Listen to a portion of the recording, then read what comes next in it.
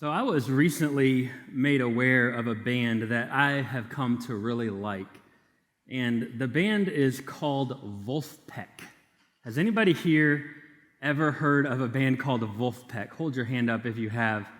Okay, in like the first service, there were about 2 or 3 of us who had heard of this band, and they're kind of a rock, jazz, funk sound, and they all have these loud and eccentric personalities.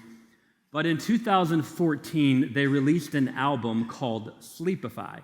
And I think I got a picture I want to show you of this album cover called Sleepify. And one of the things I want to do is to play a song. I brought a speaker up here with me. I want to play a song from this specific album for you. So let me pull this up, embrace the awkwardness here for a minute, and let's listen to just the first song.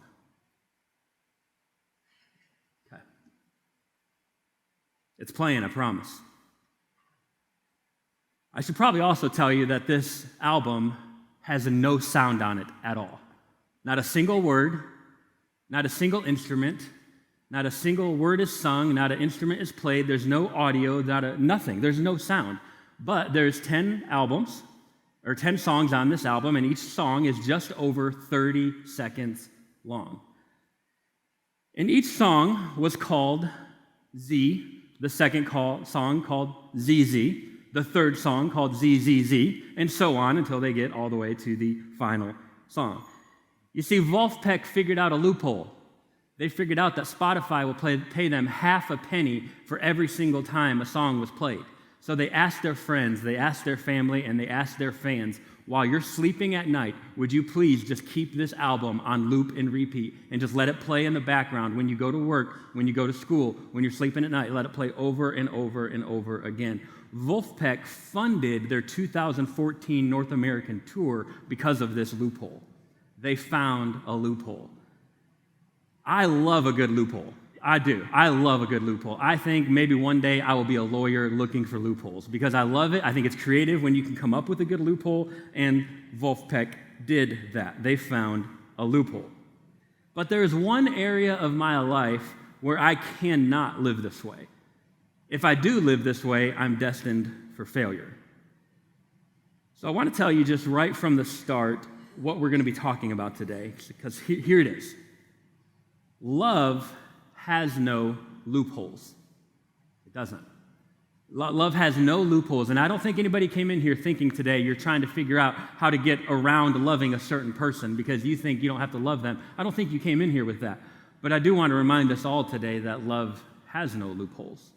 There's no way to get around this thing called love. So the question we need to ask ourselves is, are we living up to what we as a church, as Cross Community Church, are we living up to what we are called to do when it comes to loving people both inside these walls and outside these walls? In Matthew chapter 22, Jesus is asked by a Pharisee what the greatest commandment was. You may remember that. They ask him, what is the greatest commandment? And Jesus first responds by saying, you shall love the Lord your God with all your heart, with all your soul, and with all your mind. So his answer to the Pharisee is love the Lord your God with all your heart, soul, and mind. Now, we could dive in today to what that means. Like, what does it mean to love God from our mind, from our heart, from our soul? What does it specifically mean? But for today, let's just think of it as this way. Think of it as loving God with the totality of your being. With everything you've got, every part of you, loving God. Let the source of your love flow from these places. You see, God commands us to love him. That was Jesus' answer to the Pharisee. In God's kingdom, love is legislated. It is commanded. He commands us to love him. And I bet some of us might say things like, but God, I have done some really, really bad things. Love me. But God, you don't know the relationships I've ruined. You don't know the things I've said. You don't know the things I've covered up. You don't know the things I've hidden. To which God, I think, would say, love me. Love me. You see, in God's kingdom, love is legislated. It's commanded. We have to do it. Then, when answering this Pharisee's question, he gives him a part two to his answer. At first, he says, love God with your heart, soul, and mind. But then he says, and also love your neighbor as yourself. And that's the game changer. That's the surprising thing to the Pharisee. That first one, okay, understandable. But that second one, I got to love other people, love them as much as I love myself. That's hard to do. So, you want to know what the best description of what it means to follow Jesus is? Here it is. Love God with everything and love your neighbor as yourself.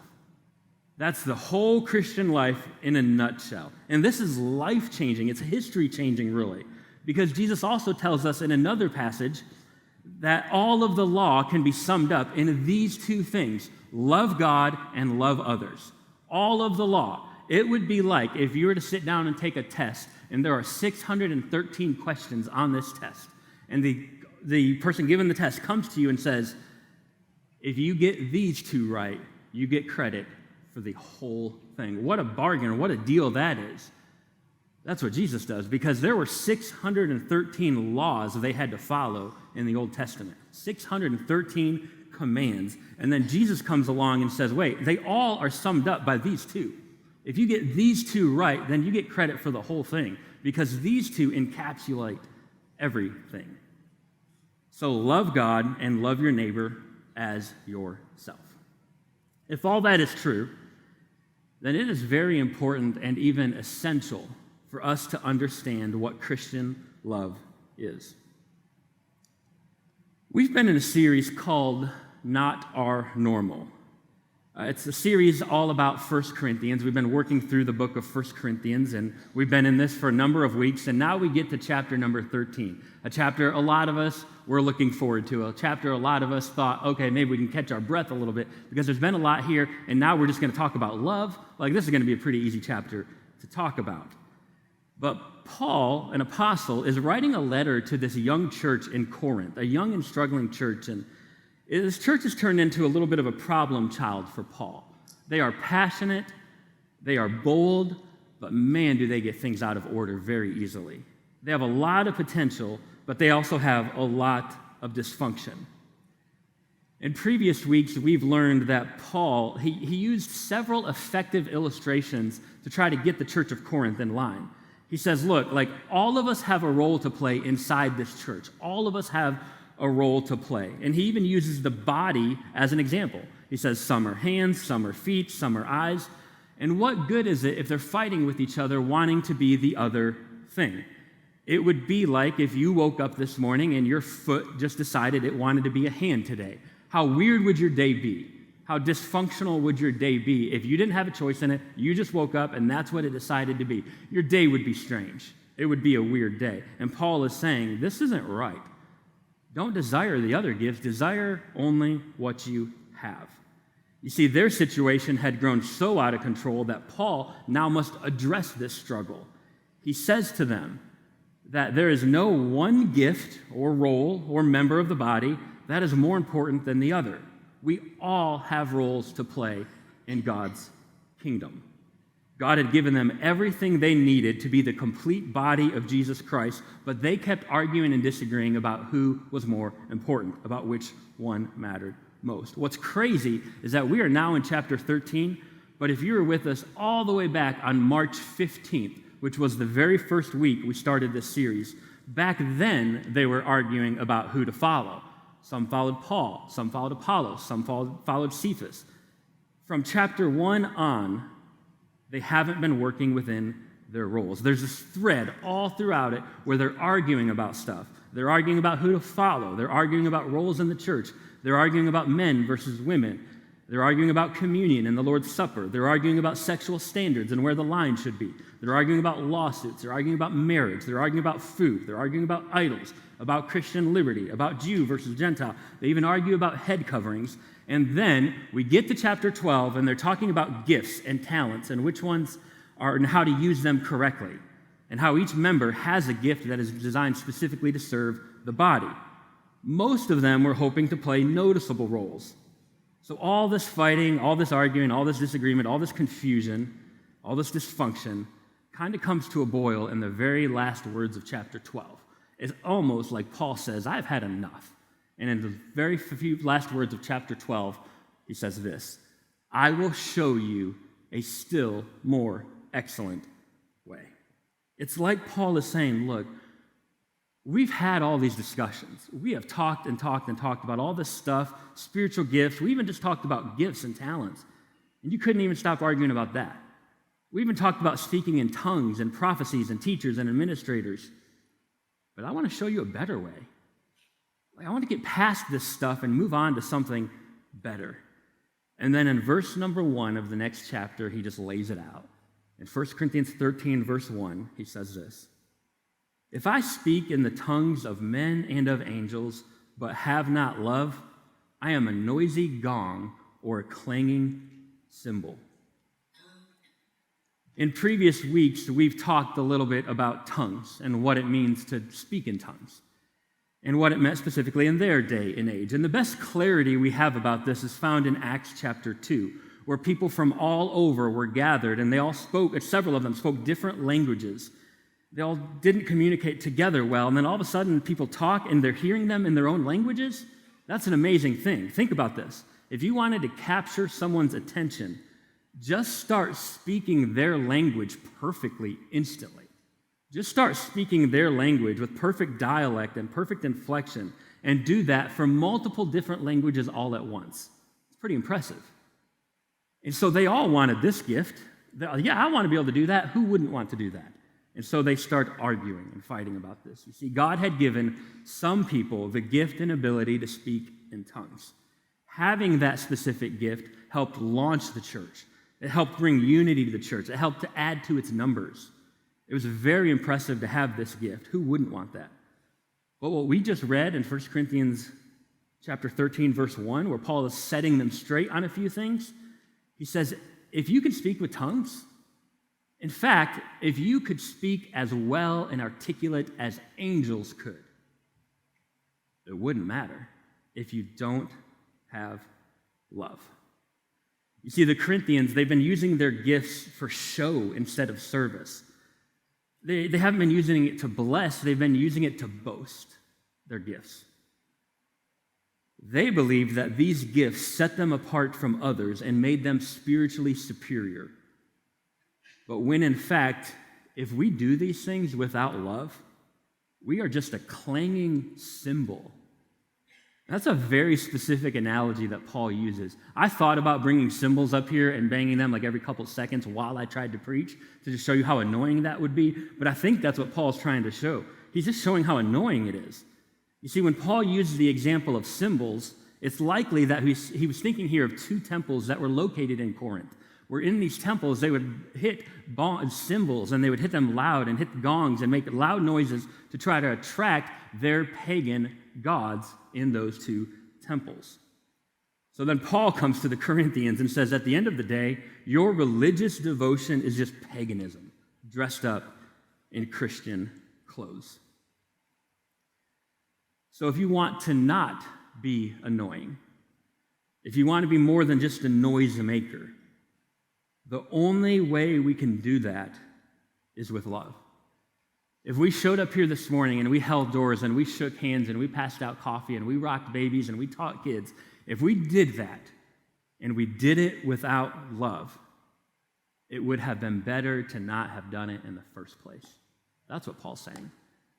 It's worse than nothing. It's not that there's just no sound. It's like somebody purposely creating a problem with the cymbals and the loudness and the noise and the annoyingness. So if you want to not be annoying, we've got to get love right.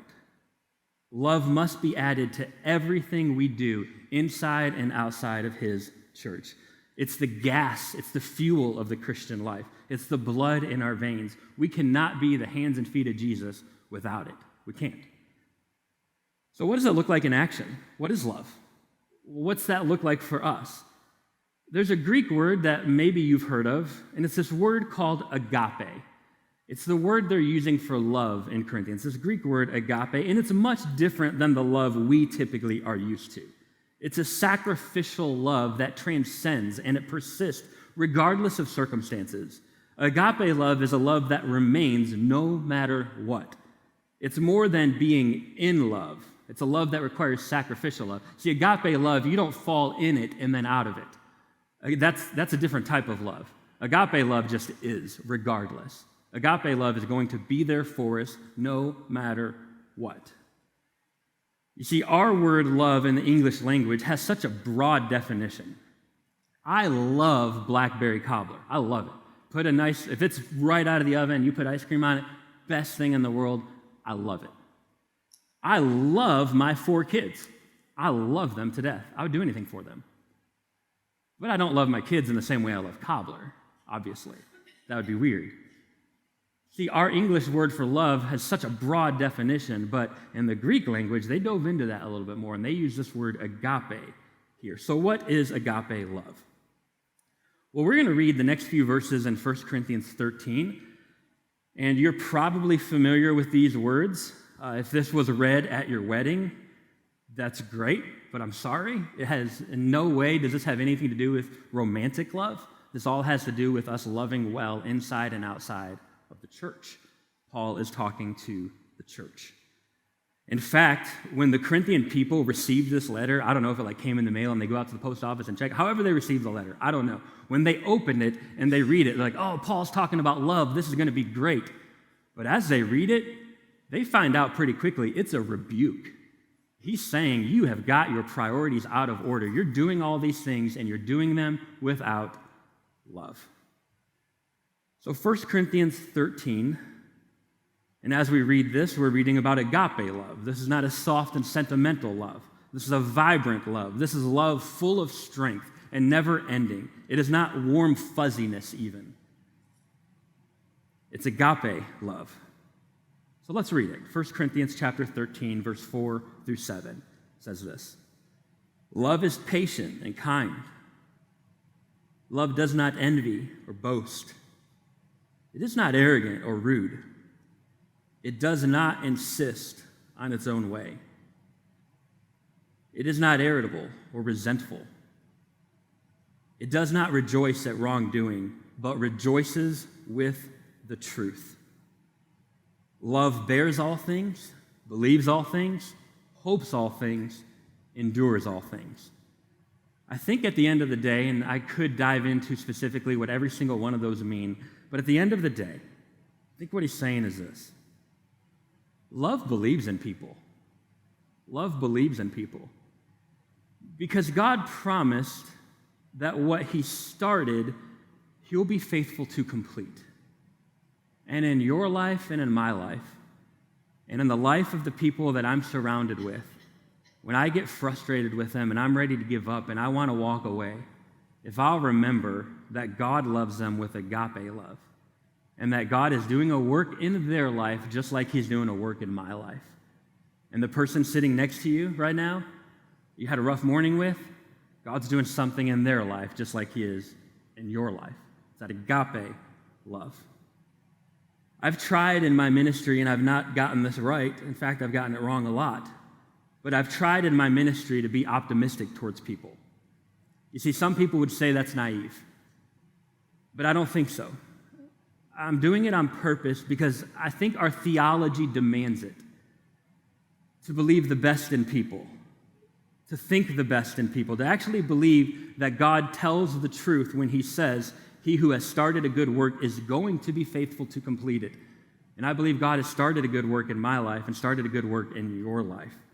And yeah, people will take advantage of it. People have and people will. But what other option do we have as Christ followers? We're going to get cheated. But let's keep loving.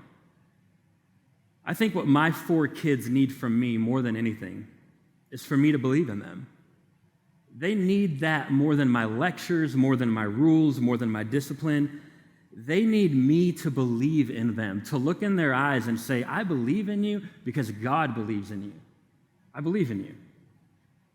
You see, when we look into the eyes of the kids and teenagers who are here today even, who come into this church and are in the rooms and run around and have a great time, when we look into the eyes of those kids and those students, do you know what they need from us? They need a look in our eyes that says, we believe in you. Cross Community Church, we believe in students. We believe in young people. Other places may have given up on you. And yeah, it's tough out there and the world is going to beat you up. But this place, we're for you. We're fighting for you and with you. We all need people in our lives that no matter how the week has gone, will look us in the eye and say, I believe in you because God believes in you. The problem is if you're like me, when we read that description of 1 Corinthians 13 of what love is, you probably say, that doesn't sound like me at all. It's very true. It does not sound like me at all. So what do? Do I just memorize this list and work on one per week for 15 weeks? How do we love God and love others instead of being envious and arrogant and boastful? How do we love in such a way that we are willing to bear all things with people? How do we love with everything we have? I want to read the remaining few verses very quickly and then touch on a point that this leads us to. So starting in verse 8 of 1 Corinthians 13, it says this, love never ends. As for prophecies, they will pass away. As for tongues, they will cease. As for knowledge, it will pass away. For we know in part and we prophesy in part. But when the perfect comes, the partial will pass away. When I was a child, I spoke like a child. I thought like a child. I reasoned like a child. When I became a man, I gave up childish ways. For now we see in a mirror dimly, but then face to face. Now I know in part. Then I shall know fully, even as I have been fully known. What Paul's saying is everything is going to get clearer in the end. The picture will get clearer the closer we get to the end. It'll all be revealed eventually.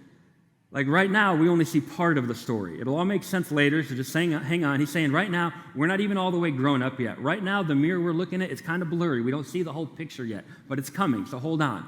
One day, clarity is coming.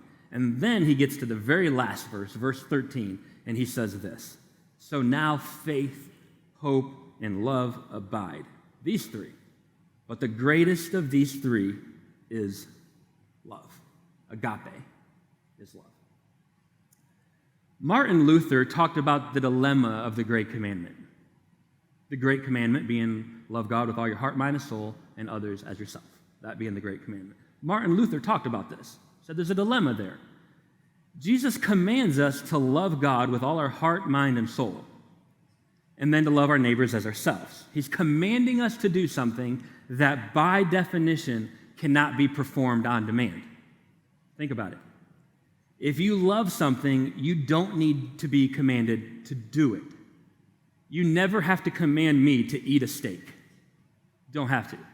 If there's a steak there and it looks great and I'm hungry, I'm going to devour that steak. I love steak. You don't have to command me to watch the Texas Rangers. I'm going to watch every game that I can. I'm going to go to every game I can, possibly, because I love the Texas Rangers. I do those things from desire. On the other hand, if you don't love something, no command can change that, can it? You can compel obedience. You can force obedience, but you cannot force or compel desire. I don't like this word. We usually tell our kids not to use it, but I am going to use this word here because this is how I feel about this. I hate the Houston Astros. I hate the Houston Astros. Several years ago, they were involved in a cheating scandal when they won the World Series that year involving trash cans. It's a long story. And so I don't like them. Plus, they're in the same division as the Texas Rangers, and they're terrible. So I hate the Houston Astros. No command of yours could make me love them. You could make me go to a game. You could make me wear their clothes. But while I'm there and while I'm wearing their clothes, you can't command my desire. I'll go because I have to, but my desire isn't there. This illustrates the dilemma of the Great Commandment that Martin Luther's pointing out. In fact, he said the dilemma of the Great Commandment is that Jesus was commanding something that couldn't be produced by command. So what is it? What do we do? This is commanded, we're told to do it, our hands are tied, what do we do? Well, love like this must be received before it's shown. We can't fake this. If you've never received this agape love, you can't show this agape love. There's an order to it. So when we went through that list of what love is, didn't it seem like Paul was describing someone? Didn't it? Like he was thinking of somebody he personally knew. I think he was. I think if we were to go back and read that, in fact, let's do that, verses 4 through 7, and if we were to replace the word love with the person he knew of Jesus, it changes everything. Look what it says. Jesus is patient and kind. Jesus does not envy or boast. Jesus is not arrogant or rude. Jesus does not insist on his own way. Jesus is not irritable or resentful. Jesus does not rejoice at wrongdoing, but rejoices with truth. Jesus bears all things, believes all things, hopes all things, endures all things. It's almost like Jesus is the answer to everything, isn't it? You see, in his great love for us, Jesus left no loopholes. And in the way we are supposed to love other people, he left no room for loopholes either. You see, 1 Corinthians 13 really is a loophole-killing machine. Just read that list and try to find a way around loving someone. You won't find it. It's a loophole-killing machine. We don't get a pass to not love someone just because they look different, or act different, or vote different, because love has no loopholes. Our love doesn't stop just because we felt like we've been wronged. Church, we don't get to stop loving that person because they don't seem like the best fit into our group. We don't do that. Not here. Inside these walls, we fight for each other, not with each other. Someone sitting near you is probably battling something you don't know anything about, and it's heavy, and maybe they're about to fall apart. And if they just knew there was someone around them willing to be a burden bearer, they would have a renewed hope and a renewed purpose. And then they would plug their gifts into serving the body, and that's what love inside these walls looks like. We don't stop loving when we've been left out. We don't stop loving when we weren't invited. We don't stop loving just because that person didn't talk to us. No, love assumes the best. Love isn't something we can fake. People will know if it's here or if it's not. So how do we get our eyes off of ourselves and onto Jesus? How do we do this? Tim Keller used a great analogy that I thought was just amazing. He says, the only time we usually think about a part of our body is when it's hurting. You know, right now, I'm not thinking about my knee because it doesn't hurt.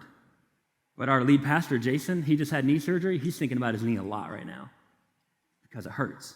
Just had surgery. You see, we don't think about things when it's not hurting. It's just there. But when it's hurting, I think about it all the time. When you're walking, when you're standing, when you get out of bed. When I'm thinking about myself all the time, do you know what that should tell me? I've got a problem. Something's wrong. My soul is hurting. Because if I was working correctly and working well, if my soul wasn't hurting, I wouldn't be thinking about myself all day. I'd be healthy enough to be pouring in to others. I want us at Cross Community to be known for our love. I think you do too. A generous, bold, contagious love. A while back, I was reading an article in Christianity Today, and it listed 7 statements that we should all commit to as Christ followers to love well. And I just want to read these to you and wonder if you might commit to these as well with me, and wonder how it might even change our week if we commit to something like this and how it might change people's lives. And so here it was. The first one is this. The first thing I'll commit to is this. I'll see my neighbor. I believe they're going to show up on the screen. But if not, number one is I'll see my neighbor. I will love my neighbor, whoever they are, by truly seeing them. I'll look past the obvious, the outer shell. I'll look into their eyes, their hearts, and their circumstances. Number two, I'll ask for forgiveness and offer it. I'll ask for forgiveness for the strongholds within my own heart that keep me from sympathizing with or loving others. If I'm closed off towards a particular person, I'll confess it before the Lord and ask for his forgiveness.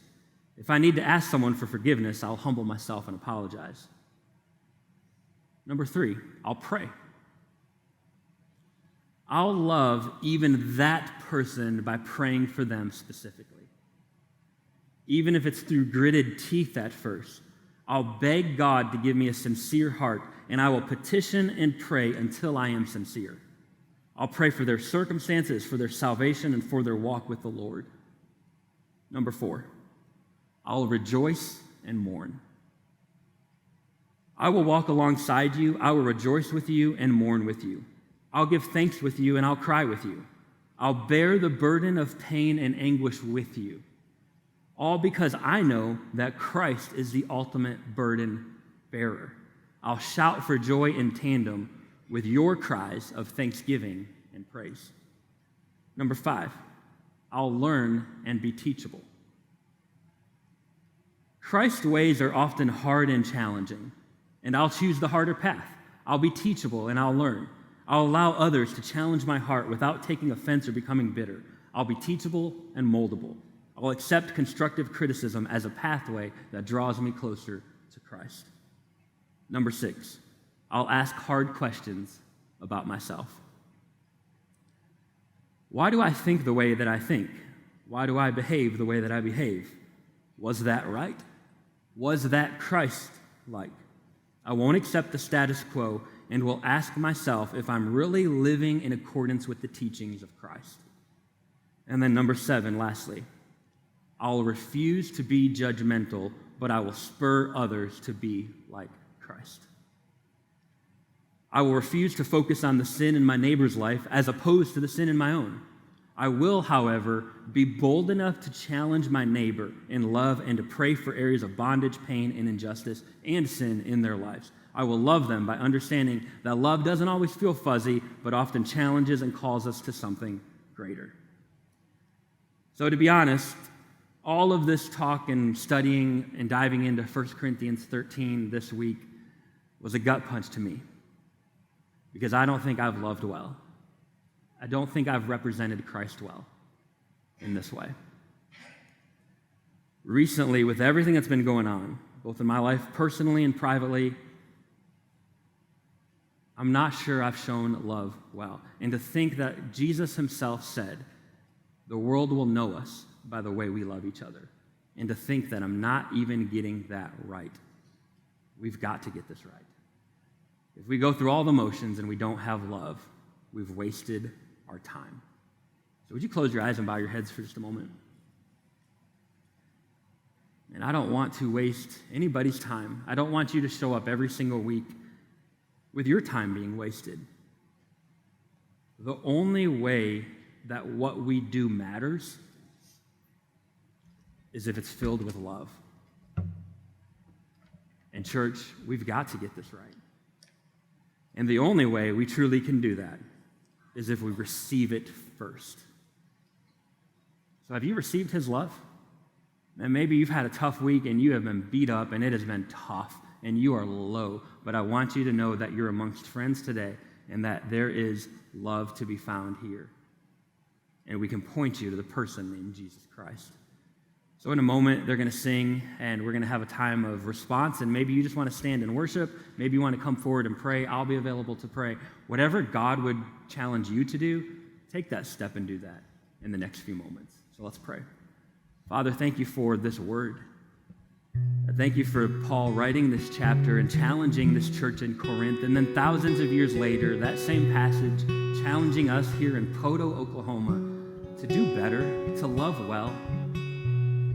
God, help us to know that we cannot do this if we have not received this first. Help us to be open to receive the love that you offer. Thank you that you offer that love passionately and fiercely, and you pursue us. And if there is one person in this room who doesn't know you, who's going to leave here without knowing you, may that not happen. May today they find you and begin a relationship with you. God, challenge our hearts to love well. Challenge our hearts to remove the loopholes and to love people like you do. In your Son's name we pray.